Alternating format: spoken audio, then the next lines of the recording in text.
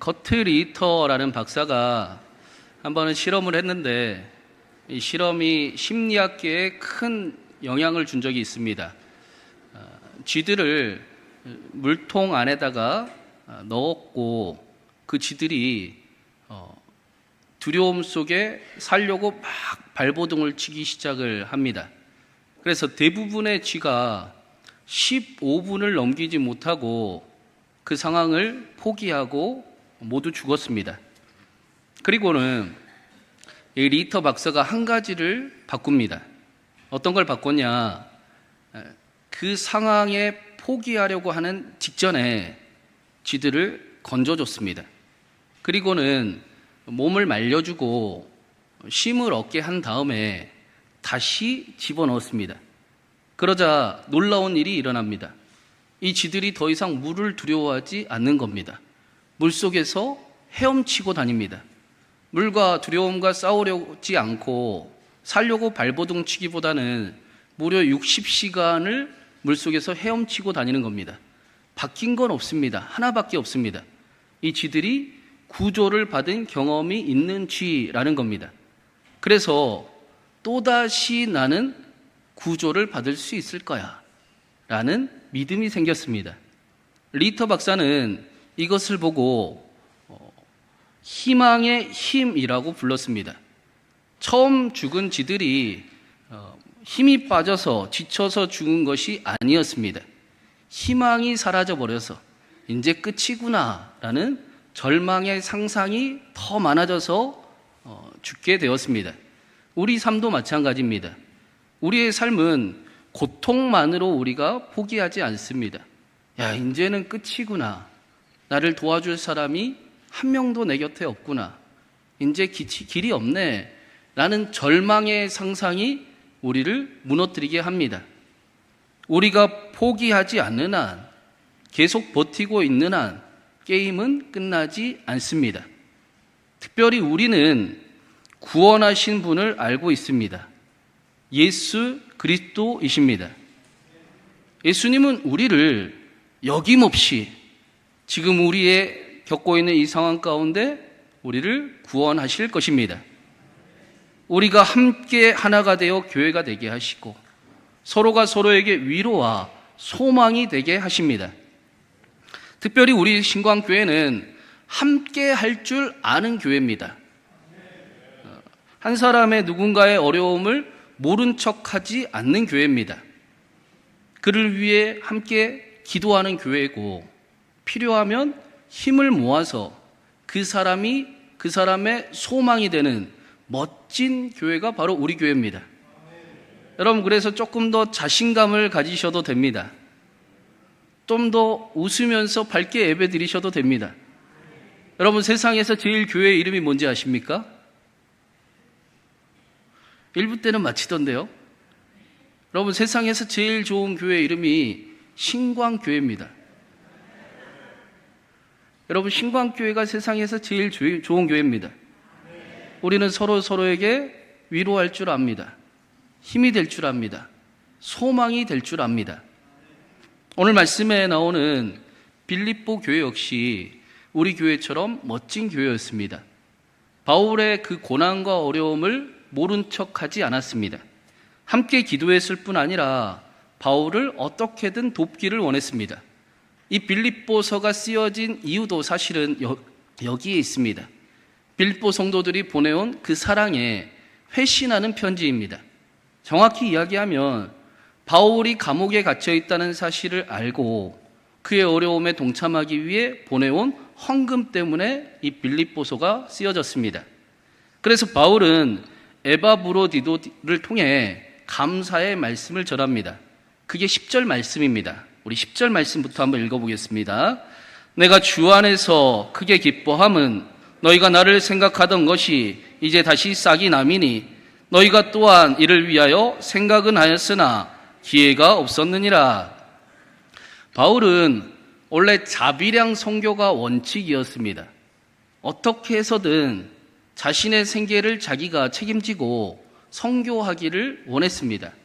그래서 낮에는 천막 만드는 일을 힘써서 했고 시간을 내서 시간이 날 때마다 복음을 전하고 목회에 전념했습니다. 그 이유는 자신이 하나님의 이름으로 장사한다는 소리를 듣기를 극도로 꺼려했기 때문입니다.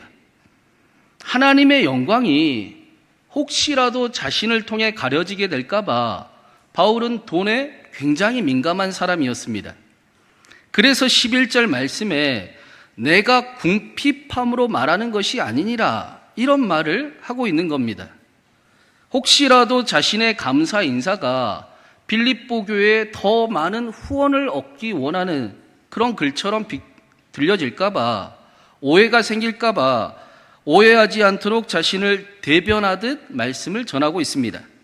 그런데 자신의 생계를 스스로 책임지면서 목회한다는 것은 쉬운 일이 아닙니다. 현실적으로 어려움이 있습니다. 그 짐은 결코 가볍지 않습니다. 지금 바울이 감옥에 갇혀 있기도 하지만 16절 말씀처럼 빌립보 교회는 이번만 바울을 도와준 게 아니었습니다. 여러 번 도와줬습니다. 데살로니가에 있을 때에도 빌립보 교회는 바울을 위해 헌금을 모아서 보냈었습니다. 바울 역시도 스스로 어떻게 해서든 생계를 책임지면서 목회를 하고 복음을 전하고 싶었지만 한계가 있었던 겁니다. 그런데 한 가지 주목할 사실이 있습니다. 데살로니가는 마게도냐의 수도입니다. 훨씬 빌립보보다 부유한 도시입니다. 그래서 마음만 먹으면 데살로니가 교회에서 더 많은 후원을 얻을 수도 있었을 겁니다. 조금만 그런 뉘앙스를, 그런 표현을 했다면 더 많이 후원을 받았을 겁니다. 그러나 바울은 데살로니가 교회의 도움은 받지 않았습니다. 빌립보 교회의 헌금만 감사함으로 받았습니다. 왜 그랬을까? 왜 바울이 빌립보 교회의 헌금만 기쁘게 받았을까? 그 이유가 14절에 나옵니다. 우리 14절도 한번 읽어보겠습니다. 그러나 너희가 내 괴로움에 함께 참여했으니 잘하였도다. 바울은 빌립보 교회가 자신의 괴로움에 함께 참여했다라고 말씀합니다. 빌립보 교회의 헌금은 단순히 돈을 보내는 일이 아니었습니다. 빌립보 교회 성도들은 바울의 수고와 헌신과 그 괴로움을 알았고 그 일에 함께하기를 간절히 원했습니다. 그 마음을 바울도 알고 있었던 겁니다. 빌립보 교회의 헌금은 그들의 사랑이었습니다. 바울, 당신은 혼자가 아닙니다. 당신이 얼마나 예쓰면서 하나님의 나라를 향해 사역하고 있는지 우리가 알고 있습니다. 우리도 그 힘듦과 그 괴로움에 함께 동참하고 싶습니다. 함께 하나님의 나라를 걷습니다. 지치지 말고 포기하지 말고 함께 걸어갑시다. 힘내십시오. 그런 사랑의 고백이었던 겁니다. 그래서 바울이 빌립보 교회의 헌금은 받았습니다. 빌립보 교회는 바울에게 기도 응답인 동시에 소망과 위로가 되는 그런 존재였습니다. 내 편, 나와 함께하는 사람들, 내 사랑하는 동역자들, 나 혼자 두지 않는 사람들, 사랑하는 빌립보 교회, 그렇게 불렀던 겁니다. 목회자의 입장에서 바울이 얼마나 큰 위로와 힘을 얻었을지 알 것 같습니다. 우리가 기억하는 위대한 사도 바울은 혼자서 그렇게 살아간 게 아닙니다. 혼자 위대한 사람이 된 것이 아닙니다. 그의 곁에는 자신의 괴로움에 함께하는 빌립보 교회가 있었습니다. 바울이 복음을 위해 다시 일어설 수 있었던 이유는 바울이 감옥에서도 기쁨을 잃어버리지 않고 전할 수 있었던 이유는 바울이 끝까지 사명을 완수하고 감당할 수 있었던 이유는 그를 위해 기도해주고 그를 사랑해주고 그에게 그 일을 표현해주고 함께 짐을 져준 교회가 있었기 때문입니다. 혼자 강에서 버틴 것이 아닙니다. 함께 해준 사람이 있었기 때문에 바울이 그 길을 끝까지 걸어갈 수 있었습니다. 14절에 바울은 빌립보 교회가 한 일을 보고 잘했다라고 말씀합니다. 단순히 나를 도와줘서 고맙다라고 칭찬하는 게 아닙니다. 빌립보 교회가 복음의 정수를 가지고 걷고 있구나, 복음의 길을 잘 걷고 있구나라고 말씀하는 겁니다. 바울은 빌립보 성도들이 어떤 마음으로 자신에게 헌금을 보냈는지를 너무나 누구보다 잘 알고 있었습니다. 18절 말씀에 바울은 그래서 이렇게 말씀을 합니다. 우리 18절도 한번 읽어보겠습니다. 내게는 모든 것이 있고 또 풍부한지라 에바브로디도 편에 너희가 준 것을 받음으로 내가 풍족하니 이는 받으실 만한 향기로 제물이요 하나님을 기쁘시게 한 것이라. 앞에 말씀에 사도 바울이 다른 교회의 후원은 받지 않고 빌립보 교회의 후원만 받았습니다. 또 그 일을 보고 잘했다라고 말씀합니다. 그 이유는 누구보다 빌립보 교회가 보내온 그 사랑을, 마음을 알고 있기 때문입니다. 그래서 그들이 보낸 헌금을 향기로운 제물이라고 말씀합니다. 이 제물이라는 단어가 희생제사라는 의미가 들어 있습니다. 그래서 이 제물 안에는 언제나 희생하는 사랑, 대신하는 사랑이 담겨 있습니다. 당시 빌립보 교회의 형편은 넉넉하지 않았습니다. 로마의 박해와 현실적인 어려움 속에 그들도 하루하루 버티기 힘든 날도 있었습니다. 당장 내일 우리 가족은 어떻게 살아야 하나? 우리 교회, 빌립보 교회의 재정은 어떻게 운영해야 하나? 하는 염려가 찾아왔을 수도 있습니다. 그럼에도 불구하고 빌립보 교회는 감옥에 있는 바울을 위해 자신의 것을 쪼개어 보냈습니다. 억지로 한 것이 아닙니다. 계산보다 사랑이 훨씬 앞서 있었습니다. 어떻게 하면 사도 바울에게 힘이 될 수 있을까? 어떻게 하면 바울과 함께 복음의 일을 참여할 수 있을까? 하나님의 일은 하나님이 책임지신다. 그러니 우리는 하나님이 기뻐하시는 일을 한다. 라는 믿음으로 그 사랑을 드린 겁니다. 마치 예수님께 향유를 부은 여인과 같습니다. 이 여인은 틀림없이 예수님을 아는 사람이었습니다. 그런데 주변에 바리새인 시몬의 집에 예수님이 계시다라는 소식을 들은 겁니다. 야, 예수님이, 사랑하는 예수님이 오셨대. 내가 꼭 가봐야 되겠다 하고 나가려는데 아참, 빈손으로 갈 수는 없지. 이걸 드릴까? 아니, 이건 어울리지 않아. 이걸 드릴까? 아니, 이것도 부족해. 그래, 이걸 드리자. 내가 가장 소중하게 여기는 이 향유 옥합을 가져다 드리자 하고 가져갔던 겁니다. 사람들은 그것을 낭비라고 말했습니다. 뭘 그렇게까지 하느냐? 뭘 그렇게까지 해야 되느냐? 적당히 하는 척만 하면 되지 라고 말했습니다. 그런데 예수님은 그렇게 보지 않으셨습니다. 예수님은 그 여인의 손에 들릴 향유를 보지 않고 그 향유를 드리는 그 여인의 마음을 드렸습니다. 자신의 전부도 드릴 수 있는 예수님을 사랑하는 그 여인의 마음을 보셨습니다. 사랑하는 예수님께 드리고 싶어서 견딜 수 없어 하는 그 여인의 마음을 보셨습니다. 그래서 예수님이 온 세상 어디서든지 복음이 전해지는 곳이면 이 여인이 행한 일을 알려져야 하리라 라고 말씀하셨습니다. 자신의 전부를 드리기를 원하는 모습, 이 모습이 바로 복음을 아는 모습이라는 겁니다. 많고 적음을 이야기하는 게 아닙니다. 하나님은 우리의 마음의 중심을 원하십니다. 하나님은 우리의 전부를 원하십니다. 남겨둔 마음이 항상 있는 우리를 위해 우리에게 전부를 내어주셨습니다. 내 안에 거하라. 나도 너희 안에 거하고 싶다. 라고 십자가 위에서 보여주셨습니다. 빌립보 교회의 헌금도 그랬습니다.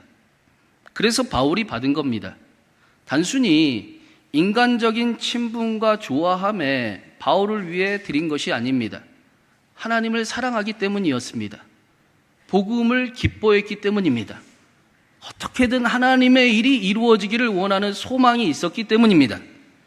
하나님을 사랑하는 마음으로 바울을 섬겼던 것입니다. 그래서 바울도 그것을 후원금이라고 하지 않고 향기로운 제물, 하나님이 기뻐하시는 일이라고 말씀합니다. 그런 빌립보 성도들의 믿음을 향해 성경은 이렇게 약속을 합니다. 우리 마지막으로 19절 말씀 같이 읽어보겠습니다. 나의 하나님이 그리스도 예수 안에서 영광 가운데 그 풍성한 대로 너희 모든 쓸 것을 채우시리라. 여기 하늘의 법칙이 있습니다.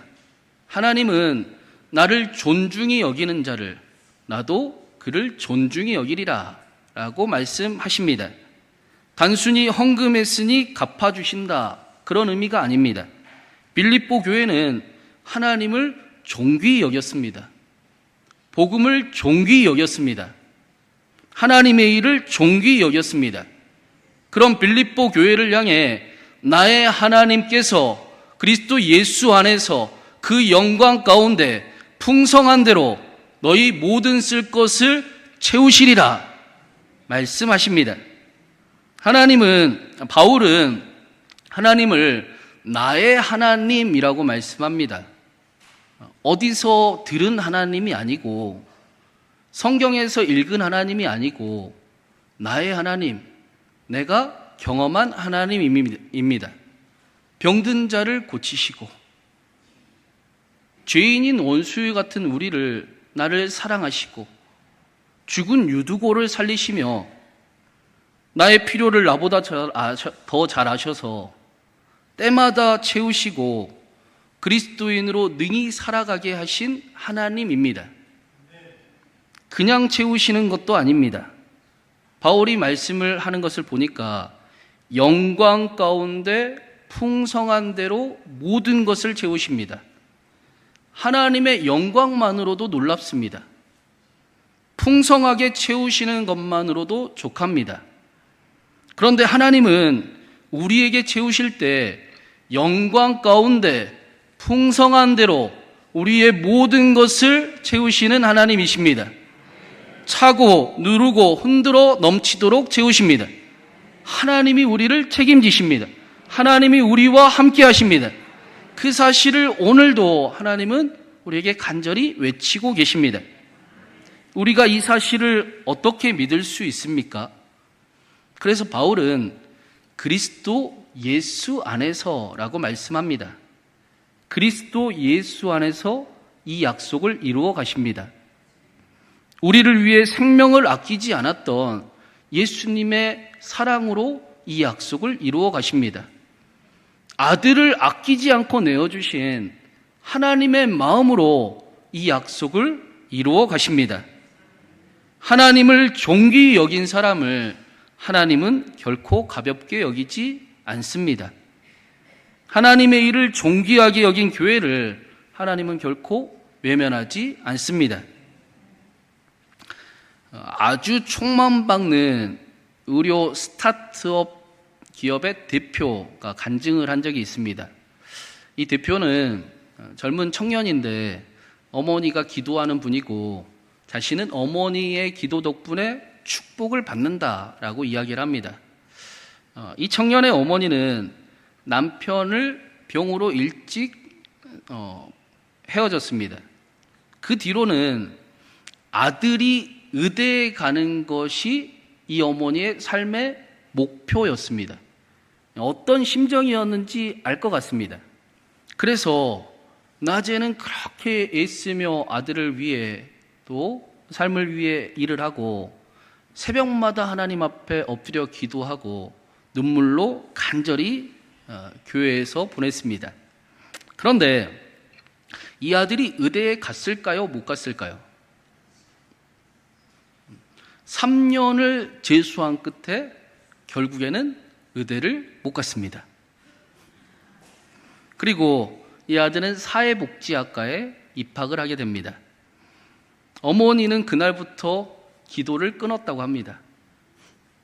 남편이 죽고 아들 하나 의대 보내는 것이 목적이어서 자신의 뼈와 삶을 갈아 넣었는데 하나님 어떻게 이럴 수가 있습니까? 그랬던 겁니다.